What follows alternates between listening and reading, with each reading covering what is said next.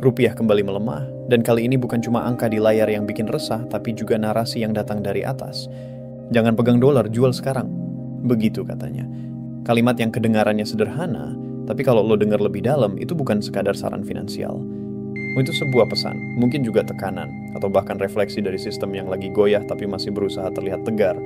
Kita hidup di zaman di mana pernyataan pejabat bisa bikin jutaan orang goyah dalam keputusan ekonomi pribadi mereka. Lo perhatiin nggak setiap kali muncul kalimat seperti itu, pasar bergetar, orang panik, dan sebagian lagi justru makin skeptis? Karena di titik ini, kita udah nggak tahu lagi mana yang benar-benar demi stabilitas, dan mana yang cuma bentuk kontrol supaya semua tetap kelihatan baik-baik aja. Lucunya, saat pejabat bilang jangan pegang dolar, banyak orang justru makin penasaran kenapa harus dijual. Apa rupiah bakal menguat atau justru bakal jatuh lebih dalam? Karena kalau benar-benar yakin rupiah akan kuat, kenapa pasar masih gelisah? Kenapa data ekspor, impor, dan cadangan devisa kita justru menunjukkan arah yang berlawanan dengan optimisme itu? Inilah paradoks yang sering banget terjadi di negeri ini. Pemerintah ingin rakyat percaya, tapi lupa bahwa kepercayaan nggak bisa dipaksa lewat kalimat, melainkan harus dibangun lewat kejujuran dan konsistensi kebijakan. Gue bukan mau nyalahin siapa-siapa, tapi ada hal yang menarik ketika pejabat publik bicara tentang mata uang. Di satu sisi, mereka pengen masyarakat tetap tenang, nggak panik, nggak ramai beli dolar. Tapi di sisi lain mereka tahu banget bahwa nilai tukar itu bukan soal psikologi doang, tapi juga soal struktur ekonomi yang kompleks. Rupiah bisa jatuh bukan karena orang beli dolar, tapi karena kepercayaan terhadap arah ekonomi kita menurun. Dan kalau lu pikir lebih dalam, kepercayaan itu bukan datang dari rakyat kecil, tapi dari investor besar, dari pasar global, dari cara dunia ngelihat Indonesia sebagai tempat yang aman atau berisiko. Sekarang bayangin posisi orang biasa. Gajinya pas-pasan, tabungan mepet, harga naik pelan-pelan, tapi pasti sementara berita bilang rupiah aman, ekonomi stabil. Rasa-rasanya kalimat itu udah kayak template wajib setiap kali keadaan mulai berantakan. Karena entah kenapa, di negeri ini, stabilitas sering didefinisikan bukan sebagai kenyataan, tapi sebagai narasi yang harus diulang sampai orang percaya. Sementara di lapangan, harga sembako naik, cicilan berat, dan kerjaan makin susah.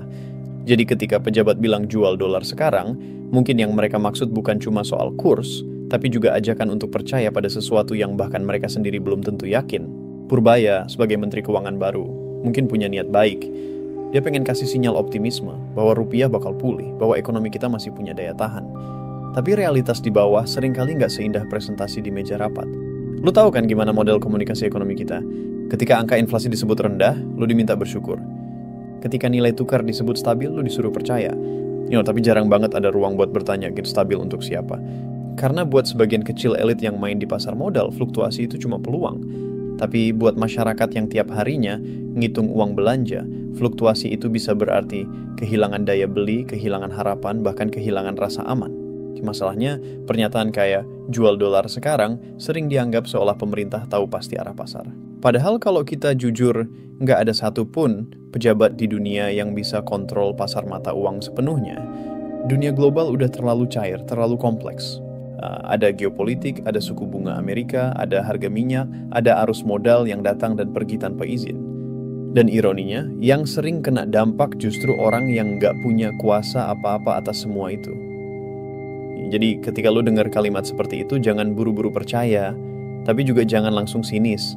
Lo perlu belajar membaca konteks, karena di balik setiap pernyataan ekonomi selalu ada kepentingan, ada agenda, dan ada cara halus buat menjaga citra stabilitas.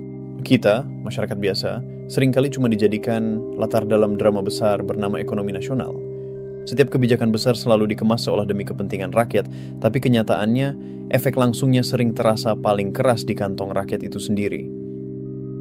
Gue kadang mikir, apakah pemerintah terlalu takut ngaku kalau situasi sedang buruk, atau mereka cuma nggak mau rakyat panik karena tahu sistemnya rapuh? Mungkin keduanya benar. Tapi kalau terus diselimuti narasi semua aman, rakyat nggak akan pernah belajar memahami realita ekonomi yang sesungguhnya. Lu tahu nggak kenapa banyak orang masih lebih percaya simpan dolar atau emas daripada rupiah? Karena mereka belajar dari pengalaman. Dari masa ke masa, mereka lihat sendiri bagaimana krisis datang tiba-tiba, bagaimana nilai uang bisa anjlok dalam semalam, dan bagaimana janji pemerintah sering kalah sama kenyataan pasar. Jadi ketika ada imbauan untuk menjual dolar, rakyat kecil justru ngerasa aneh. Karena yang punya dolar banyak biasanya bukan mereka, tapi korporasi besar, investor, atau pemerintah sendiri lewat cadangan devisa. Sedangkan rakyat, pegang aja rupiah yang makin kecil nilainya setiap bulan, itu pun udah perjuangan. Pernyataan Purbaya itu menarik karena dia seolah pengen menantang logika umum. Tapi di era informasi kayak sekarang, kalimat semacam itu bisa jadi bumerang. Publik makin pintar, makin skeptis, dan mereka nggak gampang lagi dibuai dengan janji rupiah bakal kuat. Mereka pengen bukti, bukan kata.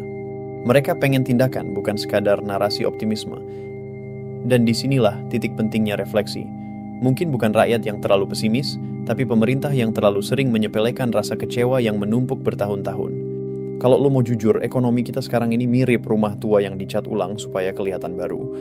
Dari luar terlihat kinclong, tapi di dalamnya banyak retak halus yang lama-lama bisa jadi celah besar. Angka pertumbuhan ekonomi mungkin naik, tapi kalau daya beli masyarakat turun, buat apa? Inflasi bisa dikendalikan, tapi kalau lapangan kerja makin sempit, siapa yang peduli?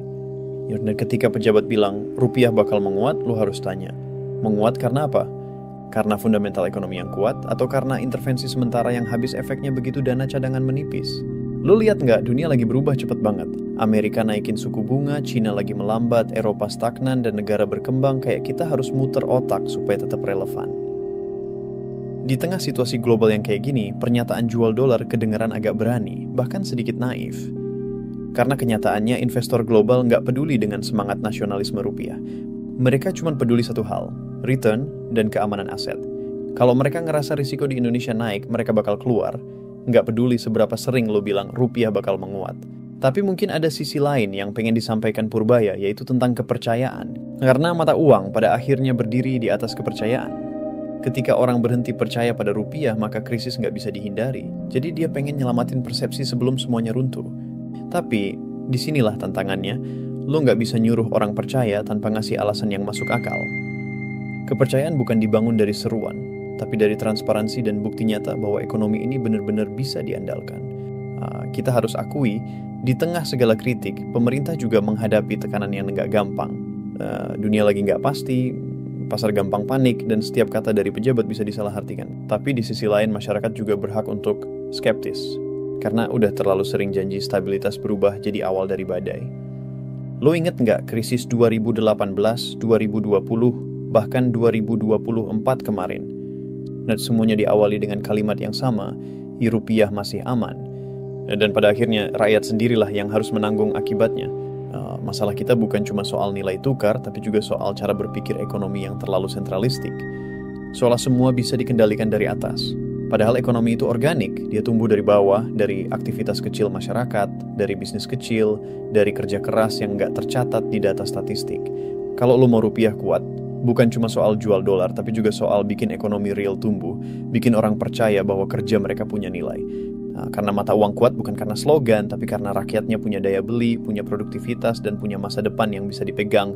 Gue ngerti kenapa banyak orang ngerasa jenuh sama narasi ekonomi resmi.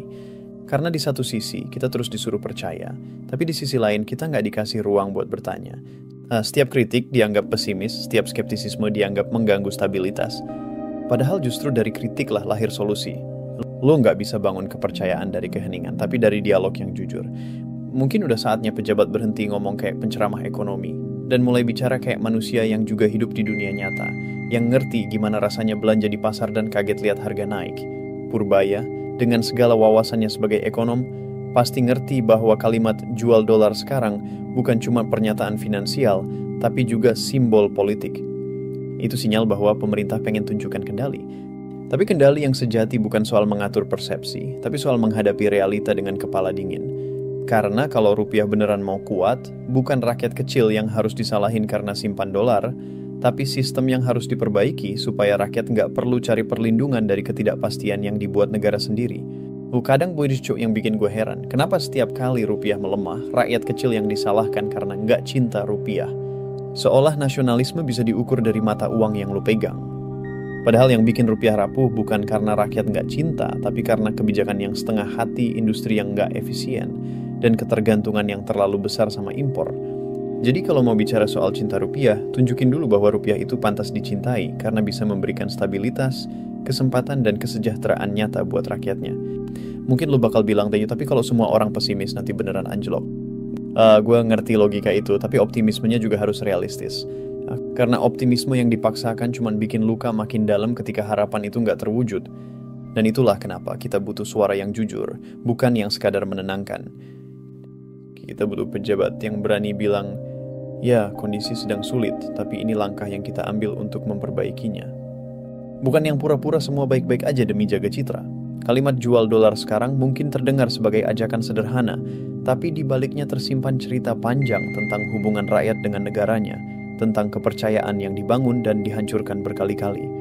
Dan sampai hari ini cerita itu belum selesai.